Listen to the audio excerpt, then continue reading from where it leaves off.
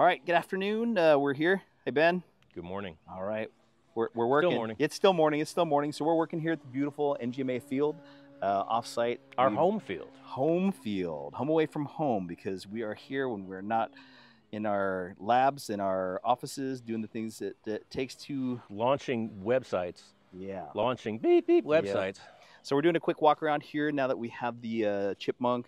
Ben's up on it next. I showed him that it's great. We took it out the first day and it was a little bumpy, and he got to see an okay version of me doing it.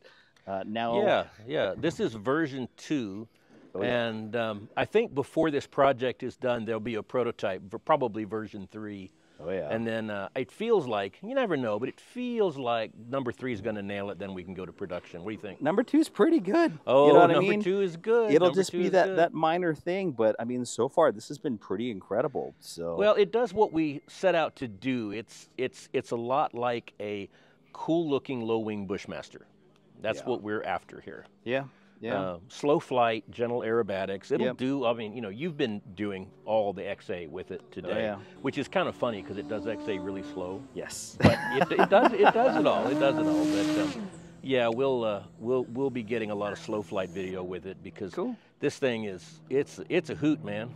She's a sweetheart. I mean, again, in case you're not familiar with our Chipmunk project here, what is this? Just under 80?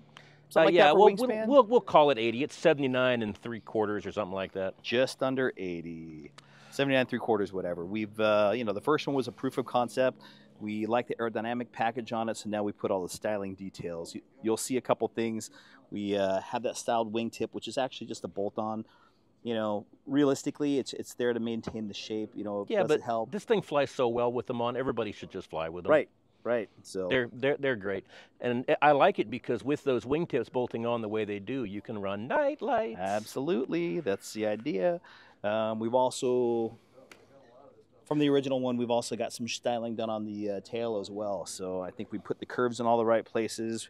We've got the profile of the fuselage exactly where we want it to be. The profile of the fuselage and the vertical stab and the rudder is actually exact scale for N540 SC.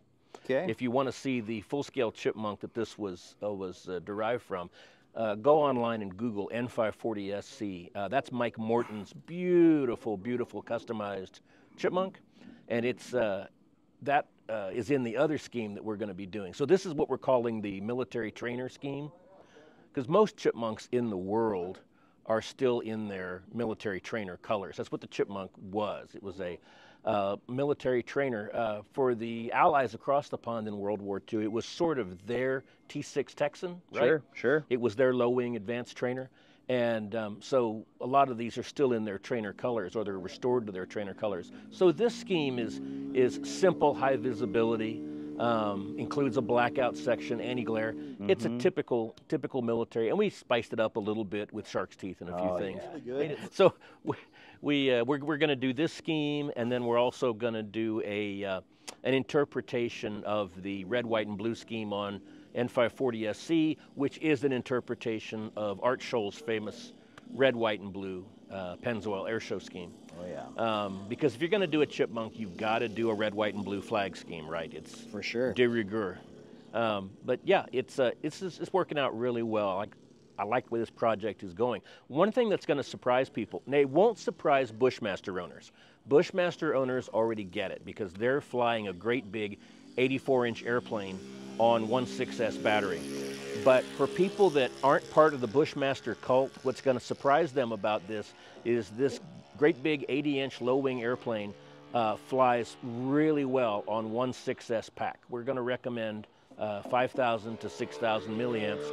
We're flying today on a 6S 5200, and I think that's just about perfect. It's awesome. It's cavernous inside. It'll take a 6,000 without breaking 6,000 would be no problem, and you'll get another minute or two.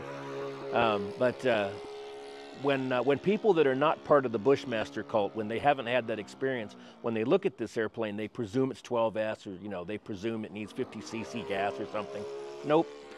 This is a light, slow airplane in the vein of the Bushmaster. Well, we're barely in the throttle with this thing too. I mean, like, it's got good power, good vertical, and but there's no need to be heavier, no need for more. It does just fine. This is the T-Motor AM670 power system which we love that thing. Yep. It gives the 67-inch airplanes just too much power, and on something like this, it's just pleasantly too much. Yes. So Yeah. I think that wraps up our little quick interview of the day at the field. We'll get some video of this thing later on.